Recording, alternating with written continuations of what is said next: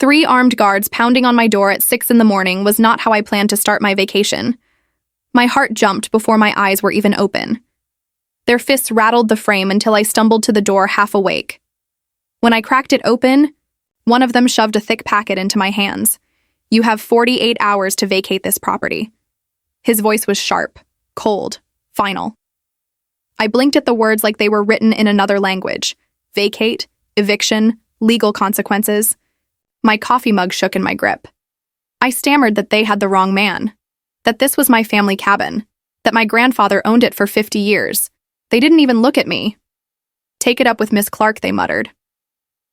HOA office opens at 9. Then they marched back to their gleaming white SUV with Pinewood Lake Association painted on the side in blue letters. The sound of the engine faded, but the dread stayed heavy. I stood barefoot on the porch, staring at the papers in my hand. They were telling me that I was trespassing on the only place that had ever felt like home. The cabin my grandfather built with his hands. The deck where we watched the sun fall. Across the water every summer night. I had inherited this place just 3 months ago after his passing. And now they were trying to take it from me. The day before had been so different. I drove 3 hours north through farmland and pine forest, until the road narrowed to gravel. When the trees opened, I saw the familiar curve of shoreline. The A-frame cabin rose like a memory I had buried too long. The walls smelled of pine and smoke. The couch sagged the same way it had when I was 15. The fishing lures still rested on the mantel. That first evening, I sat on the deck with a beer and watched the lake burn orange and purple with the sunset. For the first time in years, I felt peace. I told myself I was finally home. Now, less than 12 hours later, strangers were threatening to drag me out. I walked to the dock to clear my head. The boards creaked under my steps the same way they had when I was a boy, dangling my legs into the water beside my grandfather. His old rowboat still sat under a tarp tied to the post. My throat tightened as I wondered how anyone could claim this wasn't ours. A voice startled me. "You must be George's grandson." An elderly man with sun-lined skin held out his hand. "Shanley. Maddox. I fished these waters with your grandpa for 40 years. I told him about the guards, about the eviction notice." His face darkened. "That would be Doris Clark. She runs the HOA now. Took over 3 years back and she's been driving out the old cabin owners ever since. Your grandfather fought her until his health broke." He sighed, like saying it brought pain. "Between you and me, I think that's what finally wore him down." The words burned.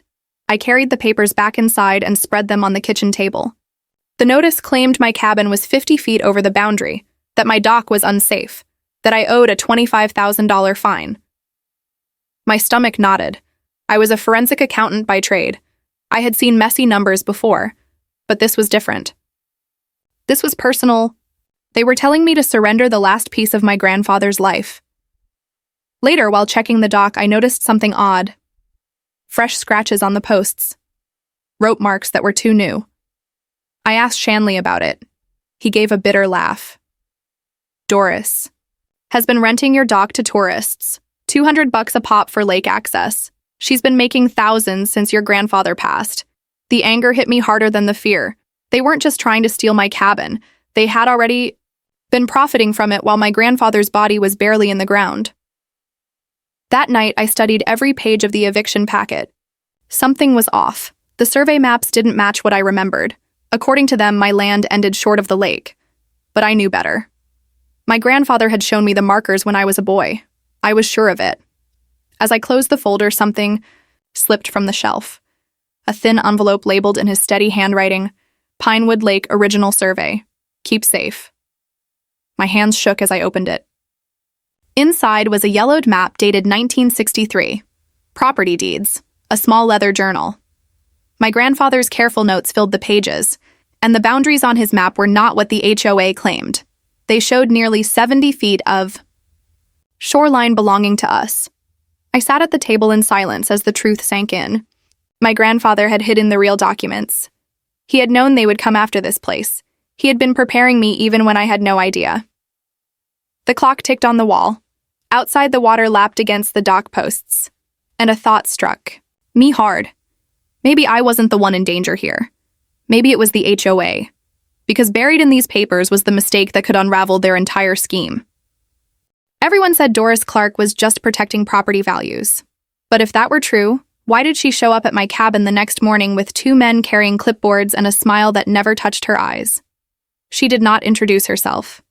She did not ask permission. She simply stepped onto my deck in her cream suit, snapping photos like she already owned the place. "Mr. Porter," she said briskly, "your deck railing violates safety code. That boat needs registration. And the cameras we installed are for community safety." I looked where she pointed and my blood went cold. A small black lens mounted high on a tree aimed directly at my cabin windows.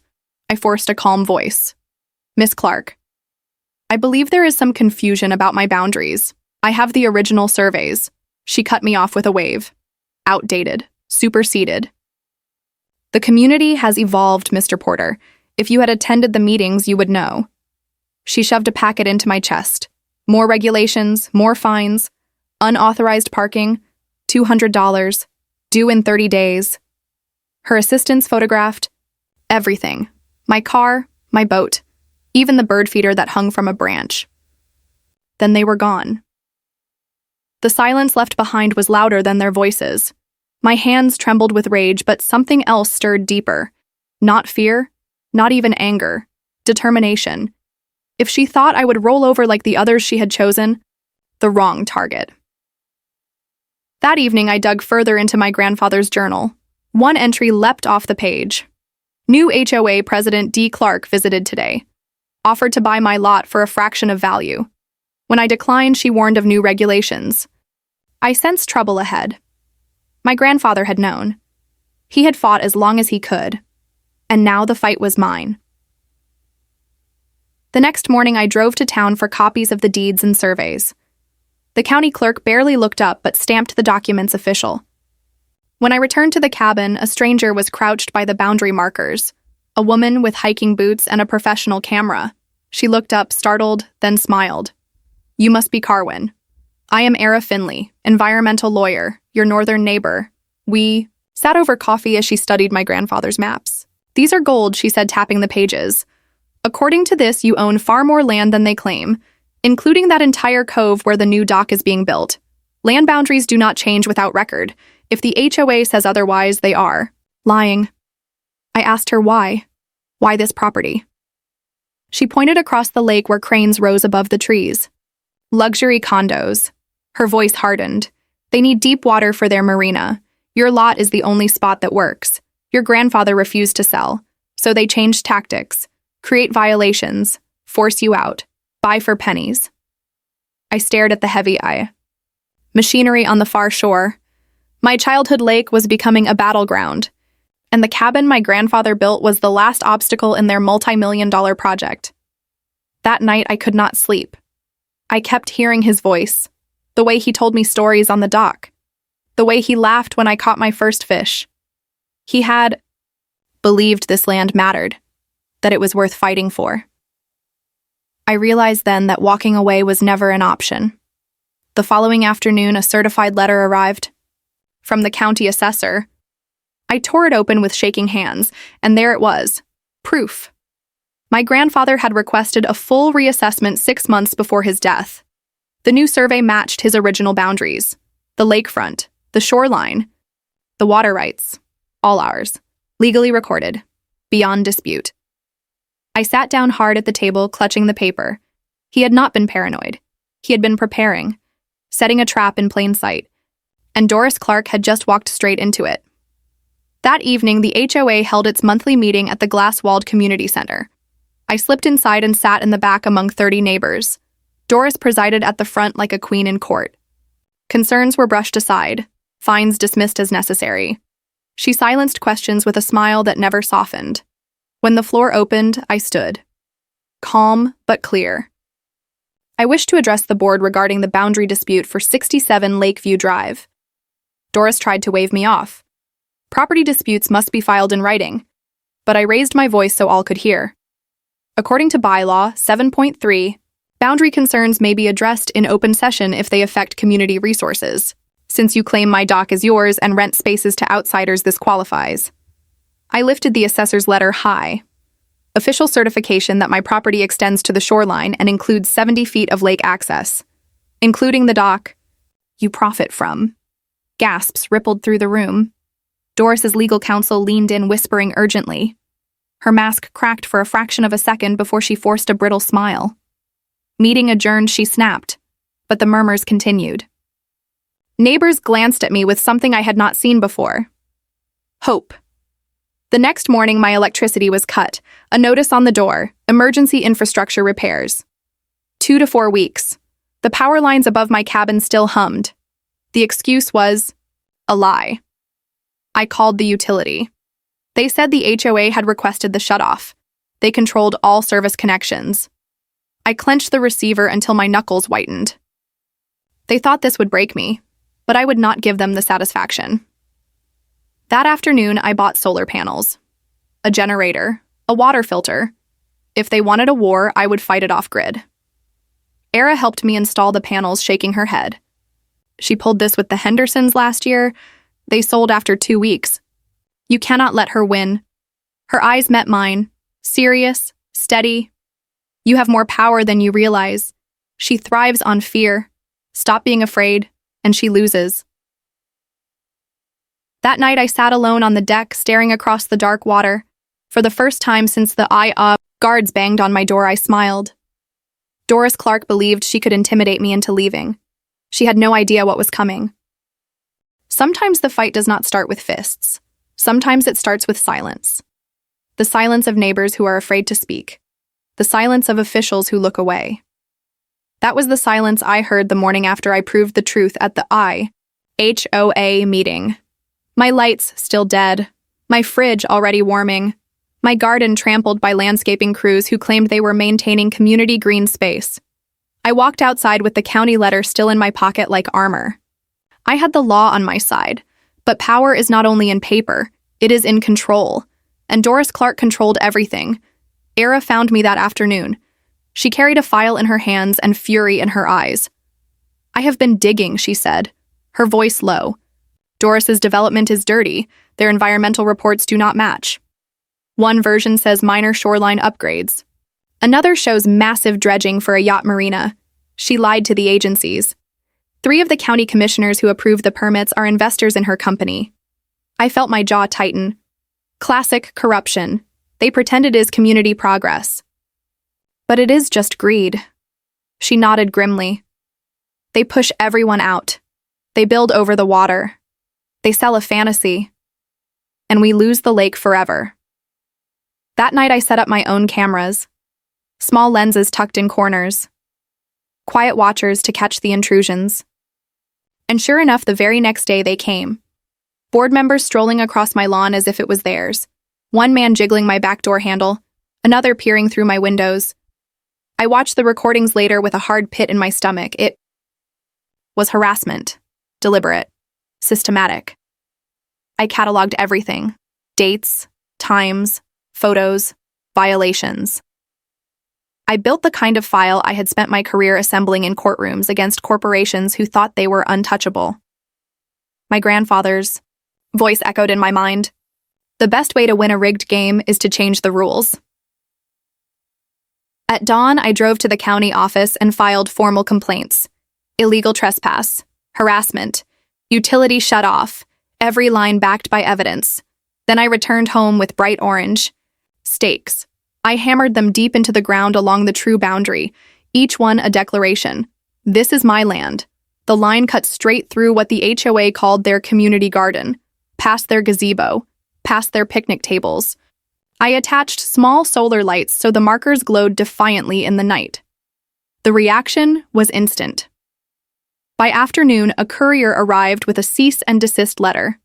Vandalism of community property, malicious interference, threat of a $50,000 lawsuit.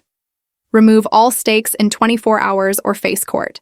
I read it slowly, then placed it on the counter. If Doris wanted war, she just escalated it. The next morning, I woke to the roar of an engine. A tow truck in my driveway. Chains. Already hooking onto my car.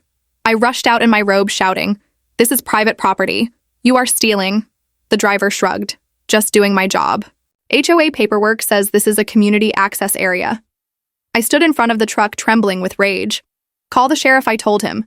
Call whoever you want. You are not taking my car. For a moment he hesitated, then cursed under his breath. Fine.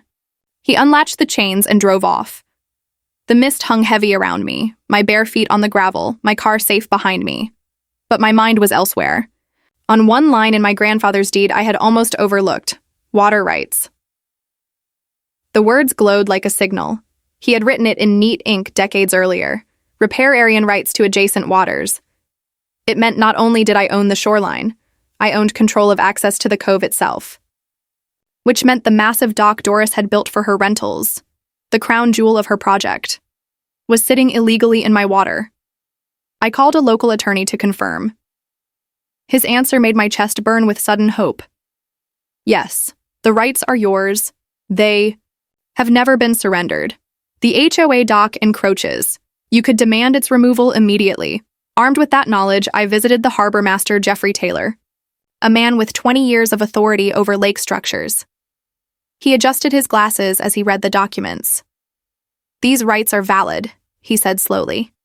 If the county assessor has confirmed the boundary, then the dock is indeed on your water. But he warned softly, this will not make Doris happy. He almost laughed. Happy was no longer my concern. By evening, whispers had already spread. Neighbors came to my porch pretending small talk but fishing for news. Some offered quiet encouragement. Others looked nervous. One elderly couple leaned close and whispered, "Thank you. They have been bullying people for years. We are glad someone is fighting back." But the warnings came too. Doris plays to win, one neighbor said. Watch your back. The following day, she held a community meeting without inviting me. Shanley attended and told me later how she painted me as the villain. A city slicker trying to destroy amenities. A greedy outsider who would raise fees for everyone. She said if I succeeded, dues would climb 30%. People gasped. Fear spread. The next morning, nails littered my driveway. Spray paint across my mailbox. Sell out scrawled in red. Doris wanted the community to see me as the enemy. I bent down collecting the nails one by one. My hands shook, but not from fear. From resolve. They thought intimidation would break me. They did not understand.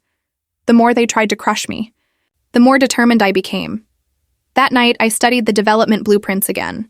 The glossy renderings of luxury condos, the promises of marinas filled with yachts, and I saw it clear as day. Their entire fortune depended on this cove, on my dock, on my water. Which meant every move Doris made was not about property values. It was about survival. And I knew then that the battle ahead was no longer just about my cabin. It was about whether truth could still stand against greed, whether one stubborn man could stop a machine that had already swallowed half the lake. The thing about power is it does not collapse all at once. It cracks first. Small fissures hidden beneath the surface. That was what I saw at the emergency HOA board meeting when I walked through those glass doors. The community center glowed, with bright lights meant to impress investors, but the air inside felt thick with tension. Neighbors whispered. Doris stood tall at the front, pretending confidence, but her eyes flicked nervously toward the man beside her. Douglas Price. The HOA. Attorney, she began with venom. Mr. Porter is attempting to extort this community, she announced. He is exploiting outdated language in a 60-year-old document. If we allow him to succeed, every homeowner will start charging for water rights. Property values will plummet. Weekend. Rentals will vanish. Do you want that? She looked around, daring anyone to answer. But then a quiet voice rose. Jeffrey Taylor, the harbor master. He had been sitting among the board members, silent until now. The documentation Mr. Porter has provided is legitimate, he said. I have reviewed it with state water management. His claim is valid. We should consider his offer. The room shifted. Doris's smile cracked. Her voice shrilled. You are out of order, Jeffrey. He shook his head. No, Doris. You are out of order. And I will not be part of this anymore. He gathered his papers and walked out, leaving silence behind him. Silence filled with whispers, suspicion, doubt. Doris slammed her gavel. Meeting adjourned. But the damage was done. I walked home that night through the cool pine air. For the first time, I felt momentum turning. Yet victory was still far. Because when I reached the cabin, my stomach dropped. 3 cars parked outside. Workers inside, carrying my furniture, changing my locks. My grandfather's clock, my photographs, my history. I shouted, but they ignored me. Pinewood Development Corp written on the containers. Doris's company. They were stripping my life piece by piece. I called the sheriff. Hours passed before. He arrived. His voice was flat. Looks like a civil matter. HOA bylaws give them rights. Take it up with the court. He shrugged and drove away. That night, I slept in my car, watching strangers load my possessions, watching a guard posted at my own front door. For the first time, I felt the walls closing in. My grandfather's gift, my inheritance. Stolen while the law looked away. The next day, I called every attorney in town. No one would take my case. Conflict of interest, they said. Later, I learned the truth. They were afraid. Doris owned too many connections. Her husband played poker with the sheriff. Her friends sat on county boards. She was the law here. I sat in a diner staring into cold coffee, ready to give up. My mother's voice on the phone was gentle. Maybe it is time to let it go, Carwin. Your grandfather would not want you suffering like this. Sell, walk away, start fresh. Her words cut deep, because part of me wanted to believe her. Part of me wanted the pain to stop. That was when Era slid into the booth across from me. You are staying with me tonight, no arguments. She drove me to her cabin where Shanley and several neighbors waited. Their faces were tired but defiant. We are not letting Doris get away with this, one woman said. She ruined my brother's family. Shanley nodded. Your grandfather fought her too, son. She wore him down. But you do not have to repeat that history. We ate stew around a worn table. One by one, they shared stories. A man fined for bird feeders. A widow harassed until she sold her home. A single mother who lost her driveway to bogus violations. The pattern was always the same. Harassment, fear, surrender. I asked why no one went to authorities. The silence answered. Doris owns them. Or they are afraid. Shanley pushed a small package toward me. George left this for you before he passed. Said to give it if trouble came. Inside was a simple clock. Wooden, worn. My grandfather's handwriting on a note. Sometimes you need to see what happens when you are not looking. I opened the back and froze. A hidden camera. Perfectly disguised. Shanley smiled sadly. Your grandfather was always 3 steps ahead. He knew they would come. He started gathering evidence, but his health failed. He saved it for you. I felt tears sting. The thought of him preparing for a battle he knew he could not finish, trusting me to carry it on. His journal confirmed it. Final entries full of exhaustion. I am too old to fight. But I have left everything Carwin will need, if he chooses to stand his ground. I slammed my fist on the table. Enough. They broke him. They think they can break me too. But they will not. The fire inside me roared back to life. I was done being on defense. I was done being afraid. It was time to attack. The next morning, I filed for an emergency injunction, illegal eviction, theft, breaking and entering. Era pulled strings with her legal contacts. A hearing was set in 48 hours.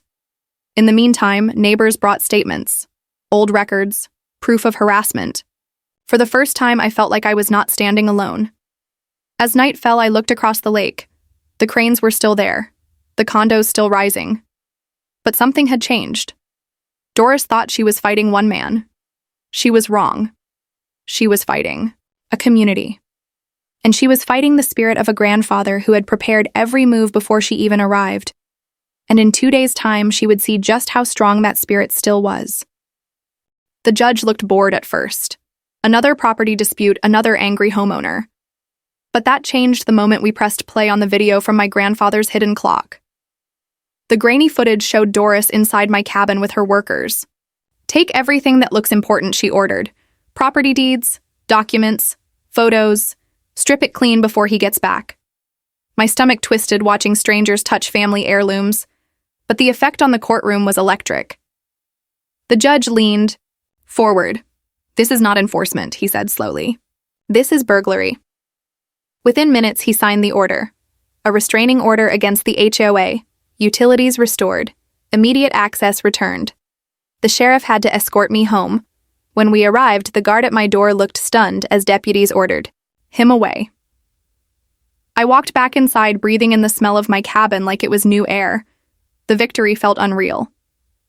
That night, I stood on the dock staring at the moonlit lake. But this time, it was not fear in my chest. It was resolve. Because winning one battle meant nothing if Doris kept her grip on the community. The real war had just begun. The next morning, boats bobbed awkwardly in the public marina. The dock I had legally removed from my cove floated dismantled on the water. Word spread fast. Neighbors began to whisper. Some nodded in quiet support at the general store. Others murmured good job at the gas station. The wall of silence was cracking. Daniel Atkins, a board member, reached out in secret. His hands trembled as he slid me an envelope across a diner table 20 miles from the lake. Inside were financial records, transfers of HOA fees into Doris's development company, falsified meeting minutes, payroll covered by community dues. He whispered that the company was drowning in debt. If the condo project collapsed, everything would collapse with it.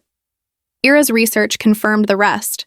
Doris had been lying to regulators, falsified environmental documents, promises of minimal disruption while hiding plans to dredge the shoreline into ruin. The scheme was larger than anyone knew. She had pre-sold units, promised investors millions, and every dollar hinged on my cove. But desperation makes people reckless. My cameras soon caught Doris creeping onto my property herself, planting supposed violations, snapping photos, even attempting to pry open a window. Her mask of control was cracking. She retaliated with lawsuits, fabricated claims. She accused me of threats, of vandalism. At the grocery store, she hissed through clenched teeth. "You have no idea who you are dealing with. I will bury you." Her voice trembled, not with confidence, with fear. Meanwhile, something incredible happened. Neighbors who had been silent began to speak. Jeffrey, the harbor master, came forward with records of dock rental fees never reported. Families told their stories at meetings. Bird feeders fined, driveways blocked, gardens destroyed. The fear that bound them was unraveling. We began to rebuild together. Broken windows replaced, graffiti scrubbed. My cabin became a gathering place. Again. We grilled food on the shoreline, laughed for the first time in years, shared stories of harassment and survival. Each confession turned resentment into unity. Ira sat with me late at night on her porch. She had come here for peace after years of battles in Chicago. But this fight had chosen her. "Some battles choose you," she said softly. Her hand brushed mine. "Your grandfather would be proud. You are not just standing for yourself. You are standing for everyone." The unity grew stronger. A lakeside barbecue drew neighbors from both sides. Even those loyal to Doris sat with us, eating, listening, realizing they were not alone. For the first time, Pinewood Lake felt like a community again. Daniel sent word that several board members were ready to break ranks. The timing was perfect, because the State Environmental Authority had just suspended all permits on Doris's condos. Fraudulent filings, conflicts of interest. Her investors began to panic. The project teetered. At the next HOA meeting, Doris tried to carry on as if nothing had changed. But when an elderly board member asked about missing funds, her face hardened. Transparency was demanded. She slammed her gavel and tried to adjourn, but the homeowners refused to leave. They demanded answers. For the first time, she lost control of the room. Daniel texted me a warning that night. "Emergency session tomorrow." She will try to pass a $3,000 special assessment on every home. Legal funds to crush you. He told me to bring everything. Every shred of evidence. I sat at my desk long past midnight. Financial records, video evidence, letters, testimonies. My grandfather's journal opened beside me like a compass. I felt his presence in every page, the weight of his stubborn spirit guiding me. "This one is for you, Grandpa," I whispered. The time for defense was over. The next evening would be the reckoning. Doris had built her empire on intimidation, on silence, on fear. But tomorrow the silence would end, and when the truth came out in that glass-walled hall, it would not just free me. It would free the entire lake. The community center buzzed with unease when I walked in that evening. I was not invited. Doris was already at the podium in her sharp blazer, her voice firm as she urged the board to approve the special assessment. $3,000 from every homeowner. Funds for legal action against me. She painted me as a greedy outsider trying to drain the lifeblood of Pinewood Lake. Some faces in the crowd looked fearful, others looked angry, but not at me, at her. I timed my entrance perfectly. "Before you vote," I said calmly, "you should see what your president has been doing with your money." Doris tried to cut me off, tried to have me removed, but the board members insisted I be allowed to speak. Weeks of allegations had passed. Now they wanted proof. I set a small projector on the table. Click. Numbers filled the screen.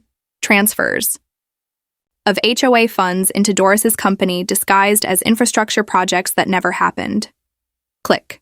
Meeting minutes forged with signatures from board members who were never present. Click. Side-by-side documents showing fraudulent environmental filings, a marina promised to one agency, minimal shoreline changes promised to another.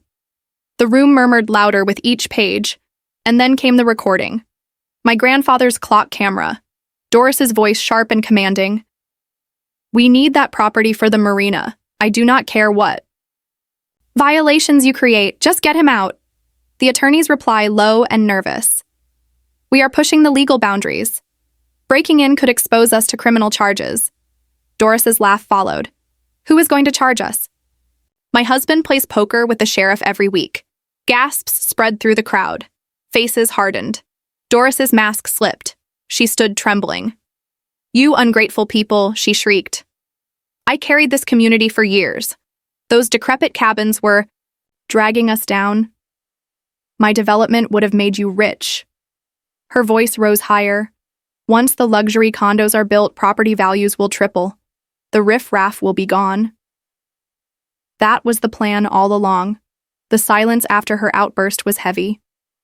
Every homeowner in the room now knew the truth. She had confessed in her own rage.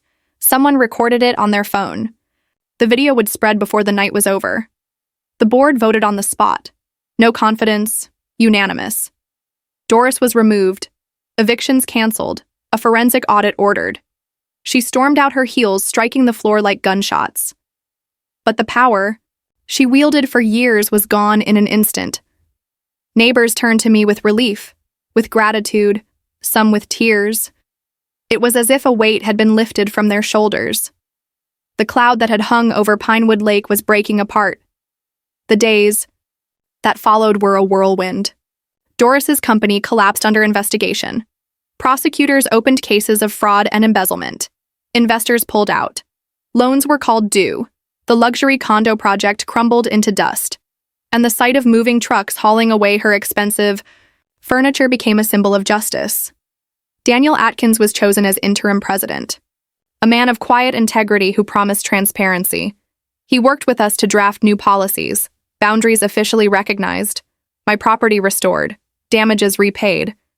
But the most remarkable change was not legal, it was human. Neighbors who had been divided by fear now worked side by side. Roads were repaired, gardens restored.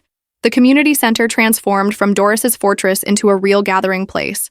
Potlucks, game nights, laughter where silence once ruled. I stood one evening on my rebuilt dock with Shanley. We watched the water ripple with the reflection of a golden sunset. He clapped my shoulder. "Your grandfather would be proud, son. He always said you had the Porter stubbornness. Turns out that is exactly what was needed." Era smiled beside me. She had been my ally, my guide, my anchor through the storm. What began as strategy had turned into something deeper. She moved her law practice into town and made Pinewood Lake her permanent home. Together we used our skills to help others fight. Back against corruption. She with her legal fire. Me with my forensic eye. But it was not just about us. It was about everyone. Because in the months that followed, Pinewood Lake became a beacon. A place where rules protected rather than punished. Where neighbors lifted one another up instead of tearing each other down. The irony did not escape anyone. The very land Doris tried to pave over now stood protected forever as a conservation zone. The cove that was supposed to host luxury yachts now sheltered fish and children swimming off shared docks. What was once her weapon had become our legacy. And on one quiet evening, as the sun sank low, I held up a framed copy of my grandfather's survey. The same survey Doris had tried to bury. I placed it on the cabin wall. A reminder that truth lasts longer than lies. That courage lasts longer than fear. That community lasts longer than greed. But deep down, I knew something else. This story was not just about saving one cabin. It was about proving that one person can stand against a machine. That even in the darkest fight, hope can be contagious. And when hope spreads, no empire of intimidation can survive. The first time I saw Doris after her fall, she was not the queen of Pinewood Lake anymore. She was a woman unraveling. Her perfect hair undone, her voice ragged with fury as she screamed at neighbors outside her home. They avoided her eyes. They walked faster. The power she once carried had turned into poison. Meanwhile, the audit exposed everything.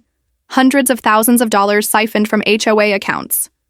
Money disguised as maintenance never performed. Roads crumbling while she furnished. Her own lifestyle. The prosecutor circled like a hawk. And for once, Doris had no shield. But my focus was not revenge. It was rebuilding. The community gathered every weekend. Tools in hand, kids running barefoot, old cabins painted, gardens replanted. We turned broken pieces into something better. I remember looking around one Saturday, neighbors laughing as they hammered nails, children chasing each other with sparklers at dusk, the same people who once hid in silence now alive with pride. Ira worked beside me always, her hair pulled back, her hands steady on blueprints. She had fought battles in courtrooms across the country, but this was different. This was personal. One night as we sat on her porch, she looked at me and said, "Some battles leave scars, but also roots. You stood your ground and the roots are spreading." I did not answer with words. The silence between us said enough, but Doris did not vanish quietly. She filed countersuits, thin claims, desperate. My cameras caught her trespassing again. Once, trying to plant debris in my yard. Another time snapping photos of fake violations. Each move made her look smaller. We showed the evidence to the judge. He dismissed her filings one by one. Her empire of paper crumbled as fast as her condos. The sheriff who once ignored me now returned my calls. He had no choice. Public opinion shifted. The viral video of Doris's meltdown spread through the county. Her words riff-raff tripling values forced out played again and again. No one could defend her anymore. One evening I held a lakeside barbecue. Everyone was invited, even those who once stood with Doris. Music played from a small speaker. Smoke from the grill drifted across the water. One by one, people stood and told their stories. A widow who lost her husband and then her driveway to bogus fines. A young couple forced to tear down a shed that had stood for decades. Each voice added to the chorus of truth. I raised my glass and told them this. We cannot undo the past. But we can build a future where no one faces this alone. The HOA should protect, not destroy. Together we will make sure it never happens again. The cheer that rose from the shoreline echoed across the water. Daniel, as interim president, worked tirelessly. Transparent ledgers, open meetings, fair enforcement. He asked me to help craft new bylaws. We called it the Pinewood Property Owners Protection. A binding shield so no board could ever abuse power again. The vote passed with overwhelming support, and for the first time in years, Pinewood Lake felt safe. But victory carried weight. I often sat on the dock at night reading my grandfather's journal, his words worn by age, his determination bleeding through every page. He had fought alone, but his fight was not in vain. It had planted the seed that allowed me to stand, that allowed all of us to rise together. Shanley joined me often with a fishing rod in hand. He smiled as we reeled in nothing but weeds. "Your grandfather would have loved this," he said. The lake alive with voices again. He always said Carwin had stubbornness carved into his bones. Looks like he was right. Era leaned against the railing that night. The moon glimmered on the water. She whispered softly, "You turned loss into life. That is rare." Her hand found mine, and I knew that this battle had given me more than just land. It had given me purpose, and it had given me her. Still, I knew the fight was larger than us. Homeowners across the county faced the same bullying, the same silence. So we created the Pinewood Legal Defense Fund, seeded with settlement money from my case, a shield for others who could not fight alone. The calls began almost immediately. A farmer whose well was cut off by his HOA. A widow fined for wind chimes. We helped them all. The cabin that had nearly been stolen became more than a home. It became a fortress of hope. And the lake that was nearly paved into concrete became a symbol. Proof that when people stand together, even the strongest bully can fall. I thought of my grandfather often. I wondered if he knew this would happen. If he believed the lake could be saved. If he trusted that one day his grandson would carry his fight. I imagined his voice on the dock. Quiet. Proud. Telling me that sometimes stubbornness is not a flaw. Sometimes it is the only thing that saves what matters.